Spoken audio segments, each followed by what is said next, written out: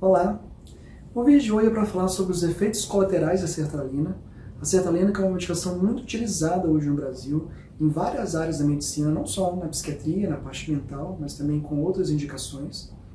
Tem a vantagem de ser um medicamento com um custo muito bom, um perfil de efeitos colaterais muito bom, muito seguro, tem pouca interação com outros medicamentos.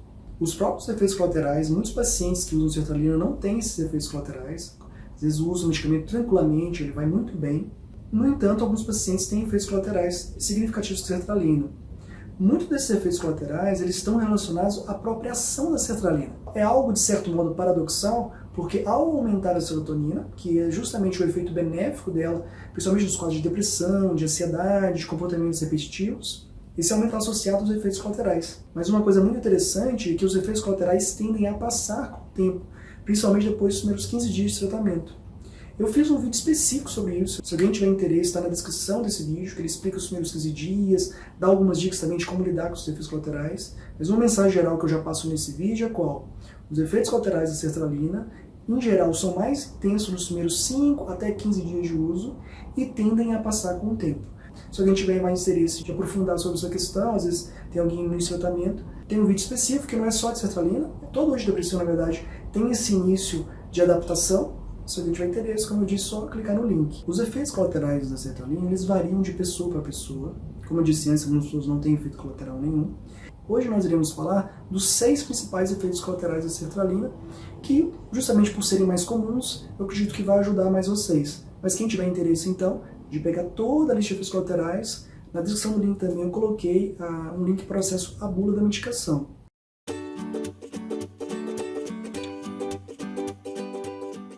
O primeiro efeito é relacionado ao sono. Muitas pessoas ficam em dúvida, Cândido, a sertralina dá sono, ela dá insônia. O mais comum é que ela não altere o sono, ela não prejudique nem melhore o sono, seja neutra. No entanto, muitos pacientes, principalmente no início do tratamento, a sertralina pode superficializar o sono e a pessoa ter uma tendência a ter insônia.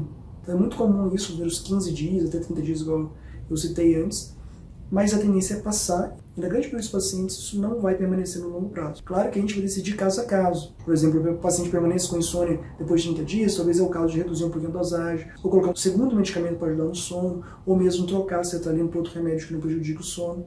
Mas o mais comum, como eu disse, é não alterar, exceto nesses primeiros 15 a 30 dias. Alguns poucos pacientes relatam um pouco de sonolência diurna, e às vezes até chegam a falar, Cândido, a sertralina está me dando sono.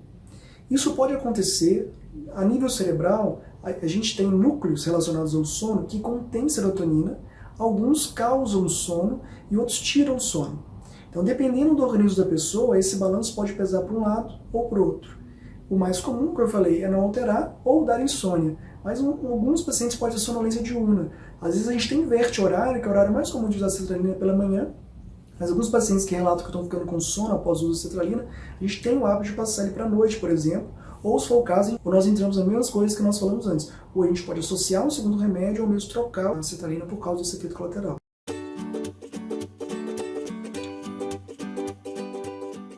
Um outro grupo de efeitos colaterais é em relação ao sistema digestivo.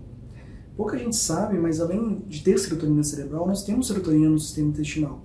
Então, quando você usa um medicamento que aumenta a serotonina, isso pode ter efeito intestinal local. O mais comum são os sintomas de náusea. Esses sintomas de náusea, assim como os outros, eles tendem a passar com o tempo. Eles podem ser reduzidos se você ingere logo após uma refeição, evitar ingerir um medicamento em jejum. Em alguns casos, a gente até fala para ingerir junto com o alimento. Isso já é uma decisão já junto com o médico.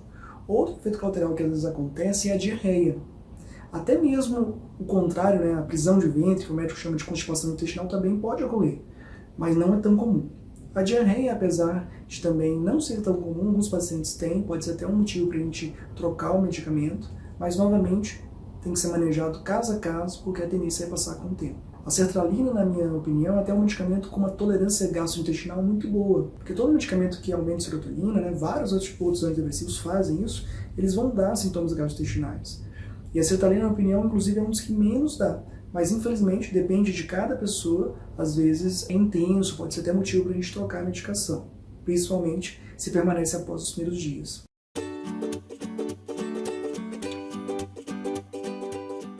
Um outro efeito colateral que preocupa muitas pessoas é em relação ao peso. Algumas pessoas até acreditam que a sertralina faz perder peso. De fato, uma minoria muito pequena de pacientes perdem peso.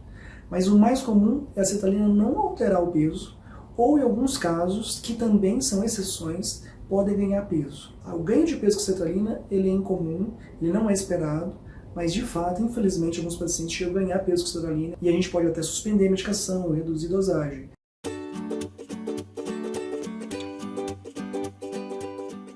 Outra área importante é a sexualidade. Novamente, a gente volta ao que nós falamos antes. Muitas pessoas não alteram a sexualidade, a pessoa toda segue normalmente.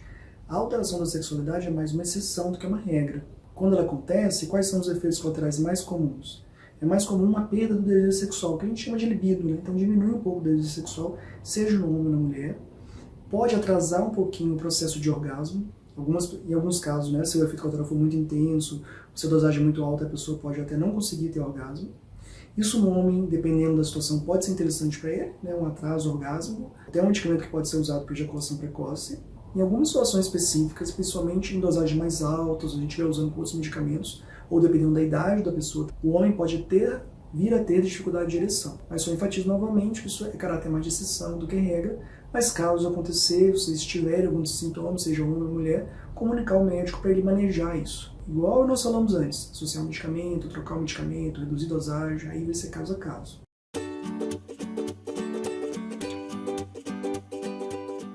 Esse grupo de efeitos colaterais, que é a agitação e a ansiedade, num primeiro momento as pessoas até se surpreendem, Cândido, mas a sertralina pode aumentar a agitação, pode aumentar a ansiedade, porque foi prescrito até justamente para isso, para diminuir a ansiedade e a agitação. Infelizmente sim.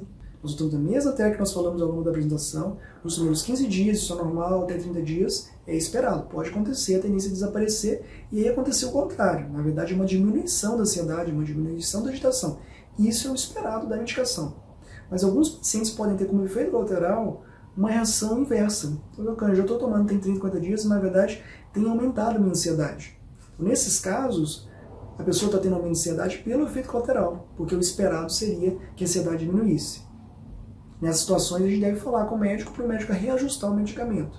É algo que não é tão comum, mas pelo mecanismo de ação, pelo aumento de serotonina, em alguns centros, dependendo de como o organismo da pessoa vai reagir à medicação, pode sobrepor o efeito causador de ansiedade e a pessoa ficar um pouco mais acelerada, um pouco mais ansiosa. Muito obrigado de ter assistido o vídeo até o final, espero ter ajudado vocês com esse tema, que é um tema relativamente importante hoje, dado o uso muito frequente da sertralina. Abraços e até o próximo vídeo.